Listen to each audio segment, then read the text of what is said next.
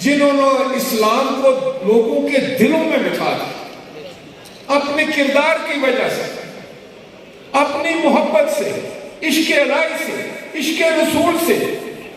تو یہ وہ لوگ تھے جو ہمارے اس معاشرے کی طاقت ہے، قوت ہے، ہمارا فخر ہے، ہماری مضبوطی ہے. اور جناب والا آج اس وطن عزیز کو جس چیز کی سب سے زیادہ ضرورت ہے وہ محبت ہے، وہ بھائی چارہ ہے، وہ ہم آہنگی ہے، ایک دوسرے کا ہاتھ پکڑنا ہے. پاکستان کے خلاف سازشیں ہوتی ہیں، یہی وہ ہستیاں ہیں. میں سمجھتا ہوں انہی کی دعاؤں سے پاکستان قائم بھی ہوا تھا، مرز وجود میں آیا تھا، اور انشاءاللہ تعالی قیامت تک قائم رہے گا.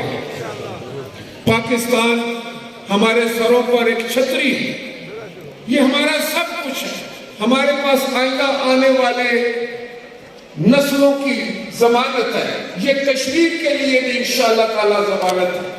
اور میں یہ کہنا چاہ رہا تھا کہ پاکستان کا مضبوط ہونا، کشمیر کا مضبوط ہونا، مقبوضہ کشمیر کے لوگوں کی جو امیدیں ہیں، جو حوصلے ہیں، وہ بلند کرنے کی وجہ بنتا ہے.